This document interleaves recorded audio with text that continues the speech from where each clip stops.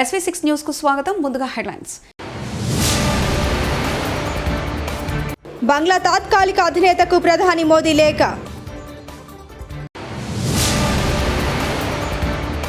Delimitation కు వ్యతిరేకంగా తెలంగాణ అసెంబ్లీలో తీర్మానం. రేవంత్ రెడ్డి.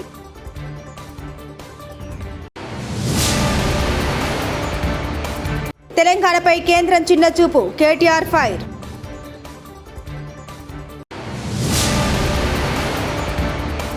పోలవరం ప్రాజెక్టు సందర్శనకు సీఎం చంద్రబాబు. షేక్ హసీనా ప్రభుత్వాన్ని పడగొట్టి తాత్కాలిక ప్రభుత్వ అధినేతగా యూనస్ మహ్మద్ బంగ్లాదేశ్లో అధికారం చేపట్టిన నాటి నుండి ఆ దేశంలో హిందువులపై హింస చర్చనీయాంశంగా మారింది. విదేశాంగ మంత్రిత్వ శాఖ ఎంఈఏ అధికారిక నివేదిక ప్రకారం ఆగస్టు 2024 నుండి ఫిబ్రవరి 2025 మధ్య బంగ్లాదేశ్లో మైనార్టీలుగా ఉన్న హిందువులపై 2374కి పైగా హింసాత్మక దాడులు జరిగాయంటేనే పరిస్థితి తీవ్రంగా ఎలా ఉంటుందో అర్థం చేసుకోవచ్చు. ఈ కారణంగానే చిరకాల మిత్రులైన భారత్ బంగ్లా మధ్య దూరం పెరుగుతూ వస్తుంది.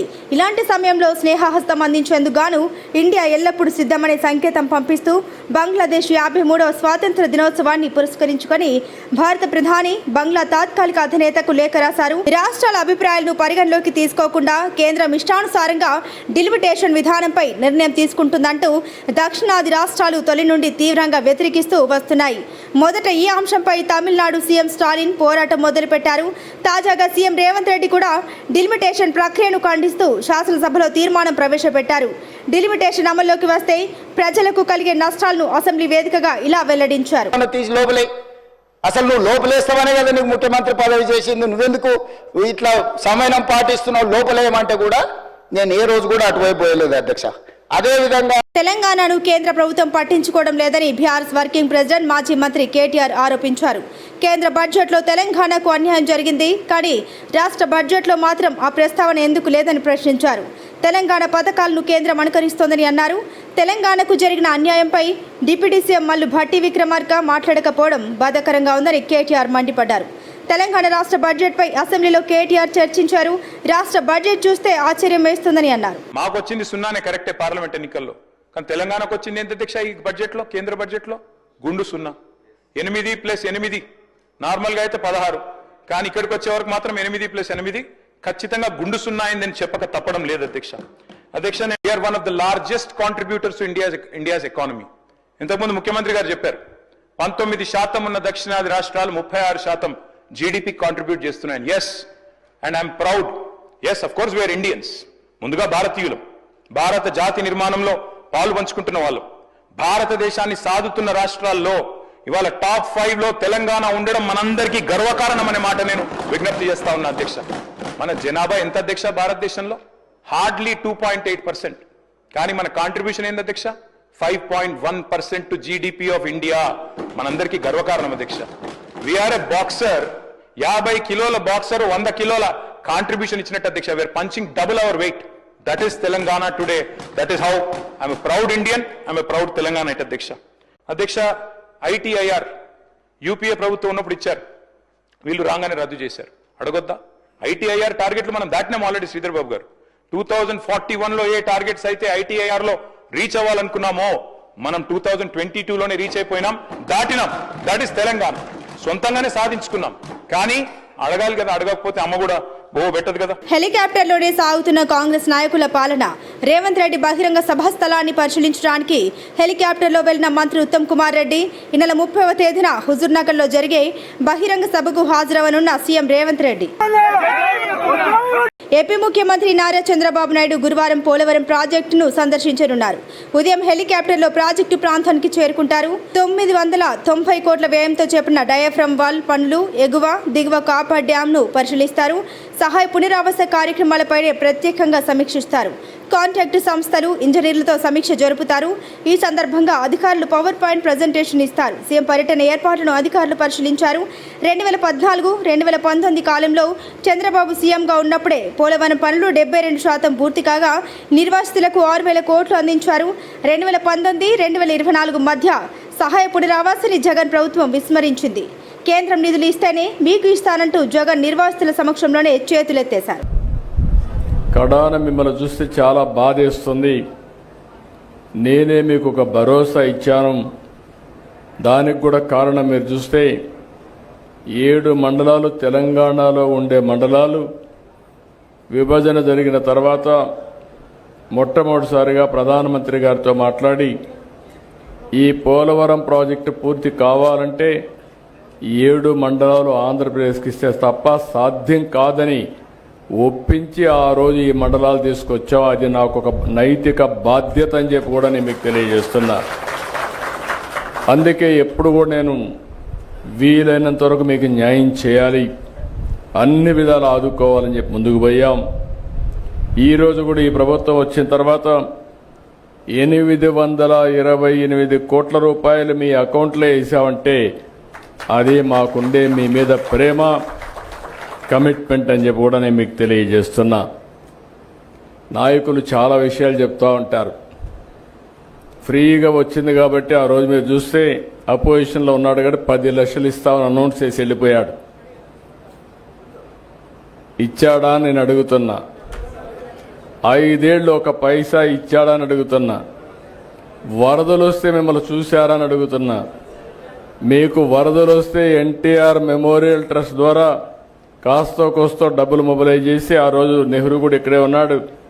అందరం గ్రామం తిరిగి కొంతవరకు మిమ్మల్ని ఆదుకున్న పార్టీ ప్రభుత్వం, ఆనాటి ప్రభుత్వం పార్టీ అని చెప్పి కూడా నేను మీకు తెలియజేస్తున్నా. అయితే రేపు మళ్ళా వచ్చి మీకు చెప్పచ్చు ఏదో చేసేస్తానని. ఏమీ చేసేటి ఏమి ఉండవు. వీళ్ళకి అధికారం తప్ప మీకు అన్యాయం చేస్తే ఒక యాంగిల్ చేశాడు. పోలవరాన్ని ఏం చేశాడో మీరు చూశారు. ఎప్పుడో పూర్తి అయిపోయి ఉండాలి. ఆ రోజు తెలుగుదేశం ప్రభుత్వం కంటిన్యూ అయి ఉంటే 2020కి పోలవరం ప్రాజెక్టు పూర్తయి మీ అందరికీ పునరావాసం కూడా ఇచ్చి మీరు కూడా ఇప్పటికి సెటిల్ అయ్యేవారు. ఈరోజు అవన్నీ కూడా పూర్తిగా దెబ్బతినే పరిస్థితి వచ్చింది. పోలవరం కూడా ఖర్చులు పెరిగిపోయినాయి.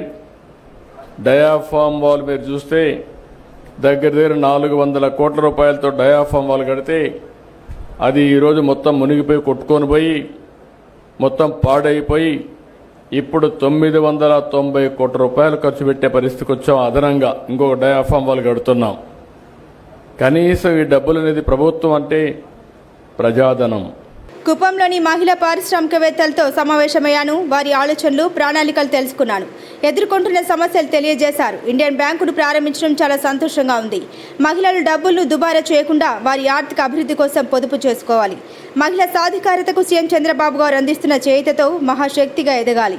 బాబు నాయుడు గారు ఉమ్మడి ఆంధ్రప్రదేశ్ అప్పుడు ఆడవాళ్ళు కూడా ఒక ఎంటర్ప్రెనర్ అవ్వాలి, వాళ్ళ కాళ్ళ మీద వాళ్ళు నిలబడాలి అని డ్వాక్రా మహిళా గ్రూప్ కంటే ముందల కూడా ఎలిప్ అనే ఈ సంస్థ ముందుకు తీసుకొచ్చారు. అప్పటి నుంచి ఇది రమాదేవి గారు ముందుకు తీసుకెళ్తున్నారు. అందుకే నాకు రమాదేవికి ప్రత్యేకమైన ఫ్రెండ్షిప్ కూడా ఉంది. ఎందుకంటే నా కళ్ళతో నేను చూస్తున్నాను ఆవిడ అప్పుడు ఎట్లా కష్టపడుతున్నారో ఇప్పుడు కూడా ఆవిడ కష్టపడతానే ఉంటారు కూడా. ఇప్పుడు కూడా అక్కడ నాతో పాటు కూర్చున్నప్పుడు మేమేం ముచ్చట్లు చేసుకోవట్లేదు. ఆవిడ ఒకటే చెప్తున్నారు, మనం ఈ సంస్థ తీసుకొస్తే సెంట్రల్ నుంచి ఈ ఫండ్స్ వస్తుంది, ఈ సబ్సిడీ వస్తుంది. ఈ ఆలోచన అంతా మన కోసం, మీ మహిళల కోసమే ఆవిడ ఆలోచిస్తుంది. అట్లానే మీరందరూ మీ చేయి దగ్గరికి వస్తుంది ఎలిప్ సంస్థ. చింతామోహన్, కేంద్ర మాజీ మంత్రి, కాంగ్రెస్ పార్టీ సీనియర్ నాయకులు ప్రెస్ కాన్ఫరెన్స్. ఢిల్లీలో ఒక జడ్జి గారి ఇంట్లో 500 కోట్ల రూపాయలు డబ్బు దొరికింది. ఇది కేంద్ర ప్రభుత్వ వైఫల్యం. ఒక జడ్జి గారి ఇంటికి పోవాలంటే మంచినీళ్ళ బాటిల్ని కూడా చెక్ చేస్తారు. 500 కోట్ల రూపాయలు జడ్జి గారి ఇంటికి చేరిందంటే ఇది ఒక రోజులో జరిగిన పని కాదు. ఆ డబ్బు ఒక సుప్రీంకోర్టు చీఫ్ జస్టిస్ ఆఫ్ ఇండియాకు చెందింది. న్యాయవాదులు, సుప్రీంకోర్టు న్యాయమూర్తులు ఢిల్లీలో చెప్పుకుంటున్నారు.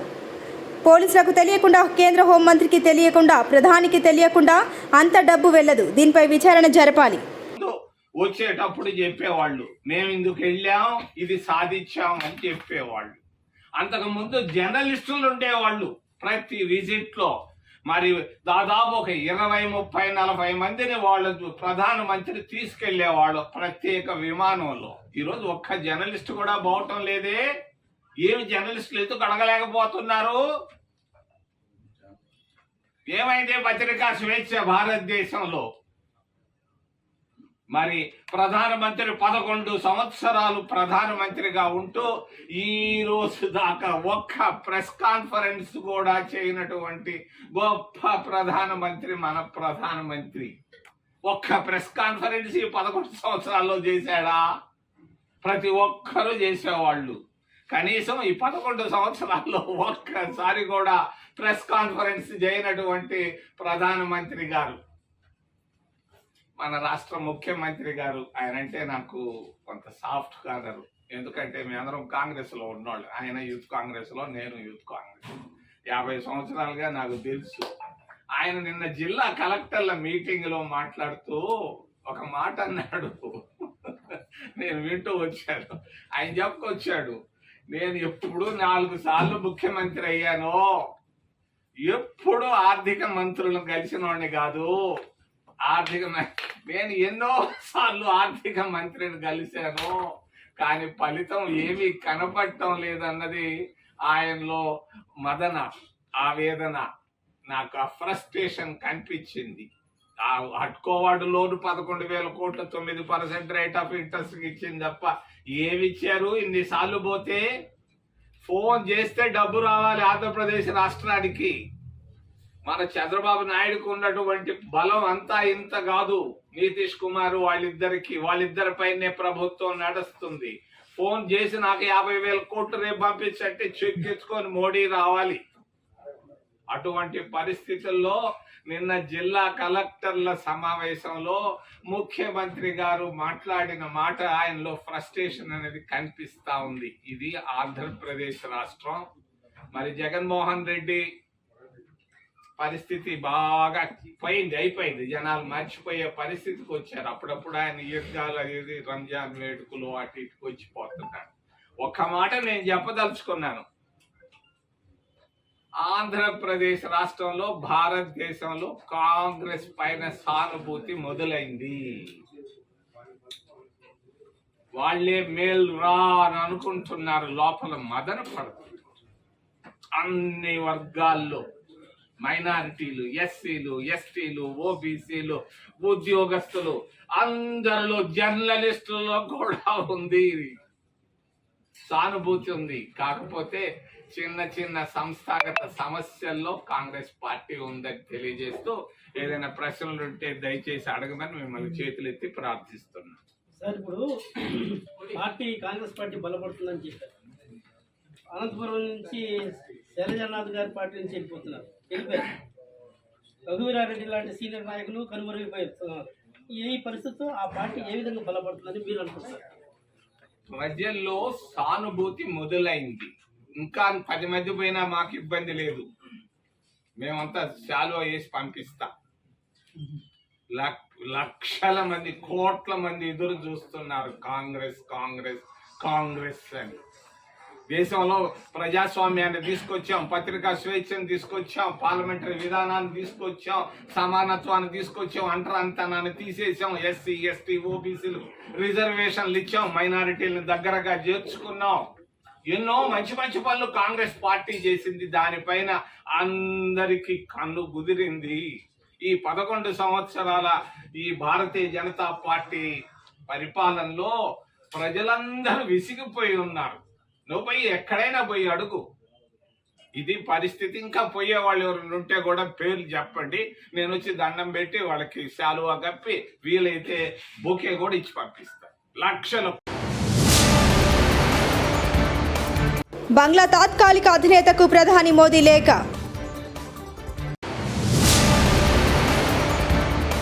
డిలిమిటేషన్కు వ్యతిరేకంగా తెలంగాణ అసెంబ్లీలో తీర్మానం. రేవంత్ రెడ్డి.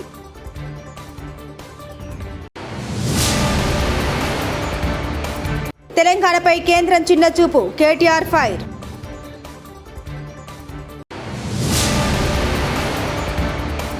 పోలవరం ప్రాజెక్టు సందర్శనకు సీఎం చంద్రబాబు. ఇవి బులెటిన్ విశేషాలు. చూస్తూనే ఉండండి SV6 న్యూస్.